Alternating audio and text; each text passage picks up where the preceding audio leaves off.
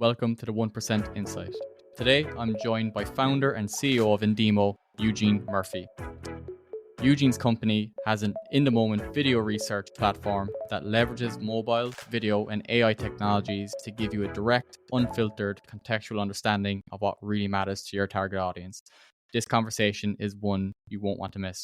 Welcome to the show, Eugene. Thanks, Jack. And it's great to be on. Thanks for the opportunity. Let's go back to how it all started and maybe just kind of deep dive into, what did you study in college, or did you have any particular interest that led you into this career? So I did an engineering degree in UCC. Interestingly, last year in university, I'd done some work placements with engineering companies, but in the last year of civil engineering, I was walking out of the drawing office one night, and there was an application form for a US investment bank called Salomon Brothers. So I said I better fill it out and get some interview practice. 7 days later, I did an interview in the All-Max in UCC. 1 week after that, I was in London for 2 days of assessment centre, and within 3 weeks, they'd offered me a job doing technology at an investment bank. So I suppose from the very get-go, I was kind of pivoting my career. So I did a bit of research on Salomons.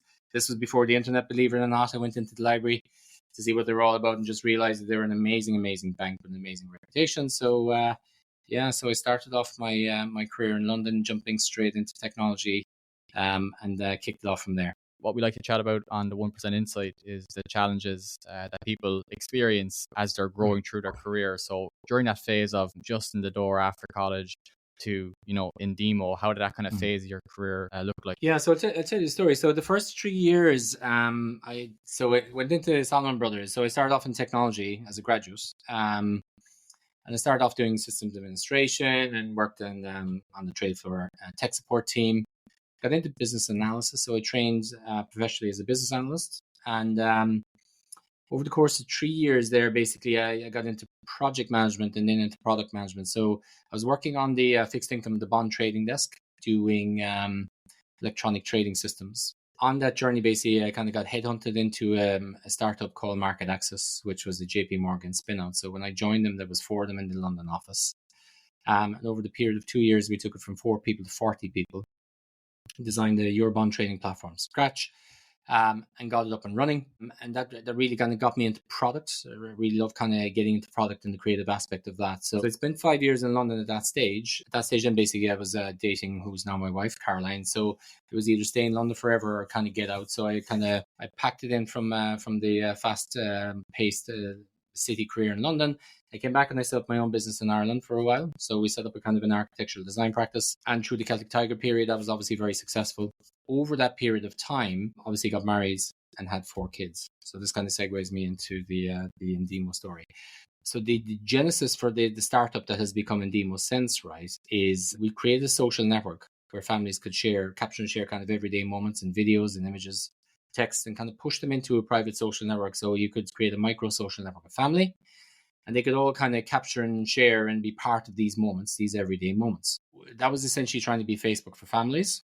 We can get into the challenges of that in a minute, but essentially over that journey, then we went out, we raised money, but essentially we pivoted into that social network, into the business that is Indeemo today.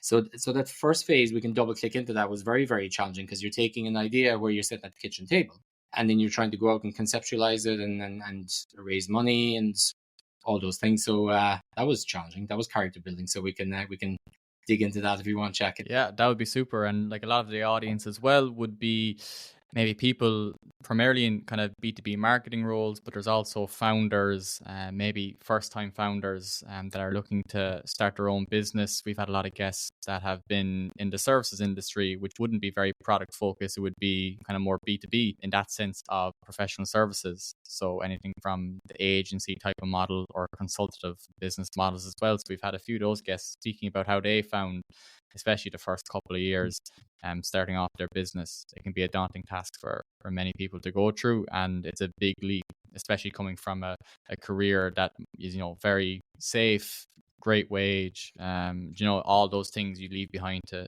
go after your dream of that company. So in those early days of Indeemo, and you kind of touched on it there, it'd be great to go into it. Like, how did you find those first couple of years? Yeah, so I think, look, if you go way, way back to the start of it, to leaving that job and kind of taking the leap, right? It's kind of a chicken and egg scenario, right? So you need to raise money to build products, to build a great product. And if you got a great product, then you'll get more users, and that'll bring more money. But the investors want lots of users before they put in the money. So there's a bit of a circle jerk going on there where it's very hard to kind of prime the pump and get going, right? And that can be the hard part. And everybody has to go on the journey, right? So every founder essentially goes on the same journey because you're turning a brainwave into a business, right? Okay. And you know it yourself, you set up your own business, right? So what you're doing is you're trying to go out and create some sort of a story, create some sort of a vision, create some sort of a prototype, okay, that people can understand and will want to be part of. So, you know, we bootstrapped the startup in the very start, right? So putting my own money into it. And in terms of building our team and challenges, you know, it's hard to find people, right? Because nobody's going to jump in and quit their career to join some crazy dude in Cork who wants to build the next social network, right? So that generally is not a good way to hire people. So actually, we started out with interns and graduates out of the colleges. So the very first people we started working with were interns. So the first person I heard, I went up to UCC one day, went into the careers office. There was 2 or 3 interns floating around that couldn't get jobs for the summer. We pulled them in, and basically over a period of 6 or 8 weeks, we hacked together a prototype. Now, the prototype is working, and suddenly you've got a product. And then you go and you'll talk to people, and you get some feedback on the product. And then you start, you know, trying to find investors, right? So, but where do you start, right? So what's the first, where are all the investors? So typically my advice for anybody listening then is, you know, it's a social network. The journey of building a big business or building anything basically is a social graph. So who are the people in your immediate orbit who you can tap into for advice or referrals or introductions? So I remember at the time I was sitting out in the Kinsale Road roundabout, right? So it went into the local enterprise office, I guess is what it's called now. And I asked them, like, who do we go in? And they send us down to, you know, the Cork BIC here in Cork City. And you go down, you have a conversation with these guys. And then they start to open up this network for you. And they talk about the business. They help you build out a business plan. And that takes you to Enterprise Ireland. And that takes you into angel investors. So you've got to start. And I think it's being able to tell a good story and have a good vision and being able to clearly communicate it is important.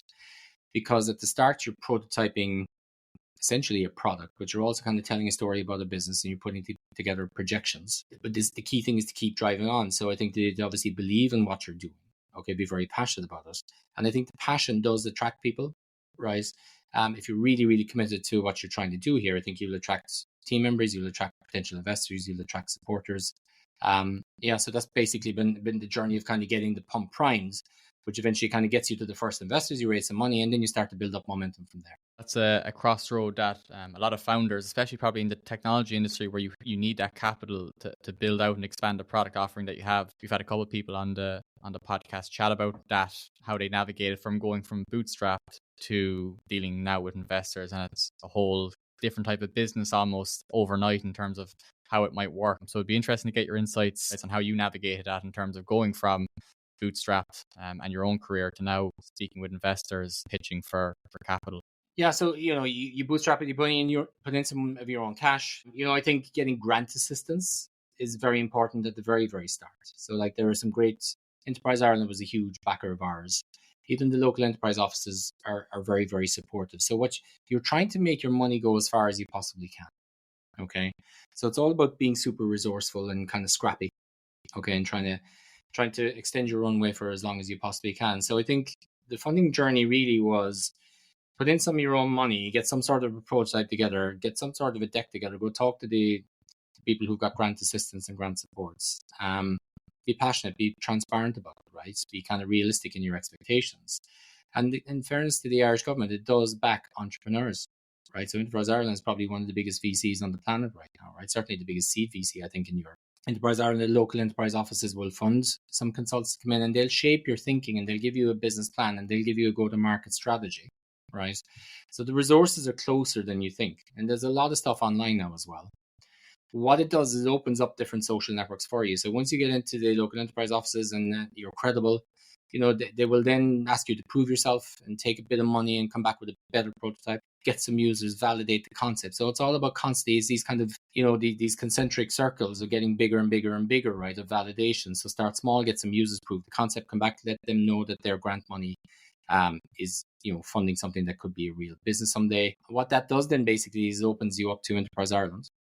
Okay, so there's this competitive start fund now, I think, which is 50K. So I think that's relatively accessible. Then, from our story is like, again, we got into these local networks here in Cork City. We started to go pitch our startup pitching competitions. We won pitching competition way back in the day, and that gets you talking to people. Okay, and there are angel investors floating around who will want to be part of a journey and will want to take a chance, right? So you convince them, you get to know them, you're honest, you're realistic, you're authentic about what you know, what you don't know. I think transparency is everything. You can't be bullshitting them, basically, right? Because they'll call you out. So I think if you're honest and authentic and you've got a clear vision and you can prove that this thing will get something and go somewhere someday, the money will come in. So obviously then the model with Enterprise Ireland is you get a bunch of angel investors, Enterprise Ireland will match the money. And that was a game changer. So we raised, I think we raised, was it $250,000 or something in our first round back in the day, right? So suddenly overnight, then you can go out and you can start building the team. And it steps to the stairs then from there. You're building out Indeemo to getting to what it is today. And you have a very strong, obviously, knowledge in product engineering, finance, all these different attributes that you've built up over your career from your study as well. How difficult was it change certain perceptions you had of how to market? You kind of touched on it there in terms of telling the story. You obviously placed massive importance on it. Was that a difficult area for you to develop or get used to, or were you very knowing the importance of marketing early on? I go back to the timeline again. So Indeemo was a pivot. So we had built that social network. We got that to 100,000 users, right? So that was credible, but we were struggling to scale the business and really monetize it and make it a business. Everybody loved it. Nobody needed it. So, and we had a couple of pivots along the way, turning it into user-generated content platform. And ultimately, we kind of landed in market research. The kind of the fast version of the story is we'd built a social networking technology that was mobile first, leverage video, that allowed people to capture and share everyday moments. We just had positioned it for families first. And then eventually, right, we found that giving it to brands so that they could connect with their customers was the game changer, right? And then getting into marketing. So in the first few years, we had built a social network and suddenly we were a marketing research business, right? So our UX research business. So the challenge there was we had to learn the business for the first few years. Okay. So there was a whole new jargon, a whole new taxonomy of terms, ethnography, anthropology, the whole 9 yards, right? So for us, and there is no big market research business here in Ireland. Like 99% of our customers are international. So we're sitting here in Cork, no expertise in the industry after pivoting a business. So what we did was we just got in contact with the customer. So every customer that we got to, so we did the first project and the client loved us. And then they brought in 3 or 4 more brands. And then, we started putting out, I think it was some blog content, maybe some Google ads or something at the time. We got on the phone, we were looking at directories, we were hustling, we were calling, spent 6 months on the phone, burnt the battery out of an iPhone. We must call 1,000 clients all over the world from directories. But it was from talking to those customers that we not only kind of marketed and promoted the business, but started to understand the industry. So the first 2 or 3 years of this was really, you could call it business development, right? So it was basically talking to people, understanding their needs, trying to get the early adopters to come on a journey with you. And what excited them was that they could be part of the journey because we weren't building our own pipe dream here. And I think that's been our superpower sense is because we're a product, because we're engineering business, everything we've built in the last 5 or 6 years has been driven by the customer because we didn't know the industry. Talking to the customer is a real thing, right? So literally I've spoken to thousands and thousands and thousands of prospects and customers, right? Myself. And that informs you and that educates you. And I think once we kind of got over the first couple of years and we got into the industry and knew it, then we're in a position to start writing about it. Then we understood the taxonomy. Then we understood the keywords. And then what we got into then is actually creating really compelling targeted content that was useful for the customers, obviously optimized to the nines for SEO. And you start to layer on kind of Google ads on top of that. And that's been the main kind of driver of inbound. Like we are pretty much still very much a totally word of mouth inbounds business, believe it or not. And it's kind of writing useful content, understanding the industry and kind of being super optimized about these things that you go after targeting. So from a marketing perspective, that's been our journey to kind of where we've got to now. Cool to hear that actually from someone coming from the engineering background to place so much emphasis on it, because these days you could go online and you see all the hacks in terms of removing yourself from the operations of the business, but You went the exact opposite way to go straight to the source and did the stuff that wasn't necessarily scalable at the time, but gave you the platform to take all those learnings in. And without doing all those hours of all those calls and the customer research, and the platform obviously probably wouldn't be what it is today. And it was an interesting point because that's at the core point of every marketing effort as well. Going back to who your intended customer persona, target audience is, understanding their needs, what pain points they have, and how your solution fits those. And a lot of people actually kind of nearly get that wrong. We had Pierre Rubel, who's a B2B marketer, top class on LinkedIn. You should check him out. Who gives daily tips on B2B marketing, and he said on the podcast a couple of months back, a lot of people go to create a solution and then they look for a problem after creating the solution, where he kind of says, and you just said the same thing, go back to the problem, create the solution to solve the problem, which sounds very easy in theory, but probably gets overlooked a lot of the time in business. It does actually, yeah. And I think, look, and I think that will always be the way, because people kind of build what they know, okay, with what they're excited about, right? So you kind of start with from what you know. I think we got away with it because the first half of this this startup story was building something that I was very, very passionate about that probably nobody needed. But we just, along the way, we recognized that we weren't in the space. We kind of picked up on signals on the market, but when we got into market research, we knew in an instant that we had it. We just landed in a different industry with a technology that was mobile first, video heavy, in a social networking era where Instagram was just popping, and it was kind of right place, right time. But I agree with your point completely, right? So like, I still do sales calls, right?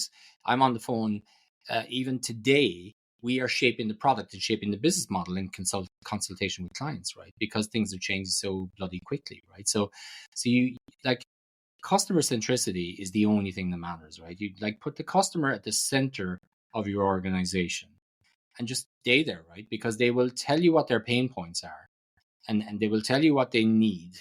Don't build what they want, build what they're screaming about, right? There's the kind of build to needs versus build to wants.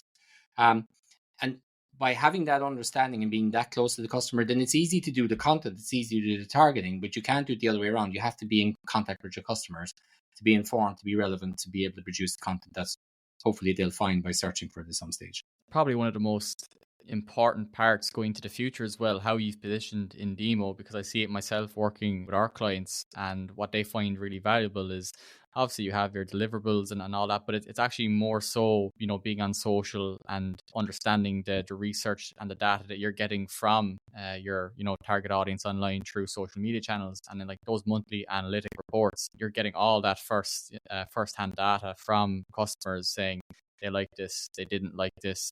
And then that can kind of influence bigger budget, decisions and campaigns that can mitigate some bit of risk for businesses going forward. And there's probably no better man to ask, but I can see it in the background. For anyone watching on video, you'll see it here, but you have the Indeemo logo, and then it's, get closer, understand deeper, innovate faster. And how important is market research to businesses? It's existentially important, I think, is the answer, right? And research is quite an academic term. Somebody listening might say, market research, oh, I can't afford that. You got UX research, you've got healthcare, like, so you envisage people in lab coats when you hear the word research. Like, what we talk about today is we talk about understanding. So if you're kind of to back out of all the jargon that I spoke about earlier, which is awesome for keywords, by the way, and kind of organic content, really what everybody's trying to do is they're trying to understand their customer better, or they're trying to understand their colleague better. Like, we live in a context now, like, that the rate of change of everything is insane, right? So especially since generative AI has popped. So you've got digital transformation, COVID's right, everything went online. Every customer journey is like, we did a project last week where one of our clients is trying to understand how people are buying groceries on TikTok in Vietnam. And they're using a technology built in Cork, basically, to figure that out, right? So that's crazy, isn't it? But that statement is, okay, so now you're buying groceries on TikTok. What in the hell is going on, right? So how do I figure that out? Okay, so getting back to the point, right? There's so much change going on, and it's accelerating. And pretty much every business that's going to be created now is going to be partially, if not entirely, digital in nature. Okay? Like, it's going to have an app, it's definitely going to have a website, you're going to be on social, right? So you click and collect, Alexa, bring me milk. So like, the days of meeting the person who makes what you buy are pretty much over, right? So it's very hard to understand them and meet them face to face. It's impossible for a digital business to meet their customer face to face, right? So going back to your point, so what people are looking at historically, and this was our story as well before we built Indeemo, is you're looking at analytics, you're looking at pie charts, you're looking at graphs, and you're wondering, why is this going up and why is this going down? And it's impossible to tell by staring at analytics. Okay. So what we do then with Indeemo, right, is we leverage kind of private social networking style user experience and video to help the brands or market research consultancies connect with consumers, and the consumers get paid to take part in these studies. And for a day, a week, a month, or even a year, the consumers are kind of completing tasks or doing activities in video or screen recordings or taking images to show the brands or the researchers what they're doing in everyday life, right? So the power of what we're doing is in the moment research is we allow a brand who could be based in New York, right, to be connected with, they could be based in Silicon Valley, for example, and understand how people are, reading their stories or searching in Indonesia, or how people are buying TikTok groceries in Vietnam, or how people, shop for, their next EV. So we get them closer using video so you can actually see what's going on, and you can see them standing in the showroom, and you can hear them after they've just bought that product or after they've had a crappy experience, and you can see it in video. And now basically you can rely on video because you can trust it, right? So coming back to your point, how important is market research? It's absolutely existential, because if you don't understand your customers, you're not going to deliver a great customer experience and you're going to go out of business, right? It's as simple as that. So like understanding your customer is critical, and increasingly understanding your colleagues, your corporate culture, your employee experience is critical, because if your team aren't happy and firing on all cylinders, you're not going to be delivering a great customer experience as a business. So a lot of the research we support right now is looking externally outside the room. So what are my customers thinking, and what are they doing, what they think about our customer experience, but also how are my colleagues doing, and how is that graduate onboarding experience, and and understanding what they think about your rebrand or that recent merger. We're doing it all using a kind of a video first social networking style approach. Have you noticed, maybe, I suppose, the last couple of years have been very transformative in how people are, researching independently? Something that we're looking at a lot at the moment is that a lot more B2B buyers are doing independent research before they're ready to, actually reach out to suppliers and actually make that inquiry in terms of pricing and the kind of the more bottom of the funnel activity. So a lot of people are doing a lot of research independently by themselves online, like you just mentioned, digitally, before making buying decisions. And obviously that has a huge impact on a majority of businesses. Obviously B2C is the exact same. They're going on TikTok, they're looking at products like you just mentioned as well for the different sectors. Yeah. How have you noticed, or have you noticed any trends maybe of the consumer and how they're doing research online now? So from a consumer perspective, it's like social's huge, right? TikTok is huge, right? Like the music industry is pretty much gone on TikTok and pretty much stay there, I would think, right? So I think we work with major global consultancies, a lot of global consumer brands, and they're all obsessed about trying to understand, Gen Alpha, Gen Z, the impact of influencers, social media behavior, media consumption. So that's huge, right? So that's where most of the budget is going at the moment. We have a screen recording capability built into Indeemo, so a lot of the tasks will be just scroll through your feeds and tell me, how do you find inspiration for recipes for cooking something this evening, for example, or what is your omni-channel EV purchasing journey, right? So that brings me into, in a consumer context, it's omni-channel. So they'll see something on social, they might go search, they might go in store, but they might go back home and buy it online, right? So omni-channel journeys is kind of the bedrock of all the research we do. Everybody's trying to figure out purchase journeys, trying to figure out decision journeys. What we're very, very good at is kind of helping them walk in the shoes of these consumers for a period of days, or it could be 6 weeks, 8 weeks, if you're buying a car, for example, and let that consumer record their journey, and kind of share what they're doing when they're doing it. So that's kind of the table stakes of every project we do. I do think just in terms of search and purchase journeys, I think we're moving from search engines to answer engines. Okay, from a generative AI perspective, I'm talking to ChatGPT in my car now and having conversations with it personally, about stuff. I've got a 14-year-old daughter. She doesn't use Google. She never has. She's, very friendly with Siri. So, if you look at Gen Alpha coming through, they've probably never typed anything into Google in their lives. They're talking to technology, and suddenly this AI thing has popped now, and it's just the low latency, perfect dialogue. We're talking to software now. We're talking to AI. So I think that's going to have a profound impact going forward. From a consumer perspective, I think AI is a complete game changer. You like that point actually in terms of trying to track to the best of your capability, because it's nearly impossible for the majority of brands who aren't undertaking research or using solutions like yours at Indeemo to track that buyer journey, because a lot of it's invisible now, obviously, with privacy, and what once was a lot easier to track. Yeah. It's very difficult from a marketing point of view to really say, these actions led us to this sale, and we tracked it from start to beginning. It's very hard to do it. So I really like the concept that you have at Indeemo, and it could be solving a huge issue, especially in B2B. That's very interesting. And I look at attribution, and it's been shut down, right? It's very hard to do attribution digitally now on a standalone basis.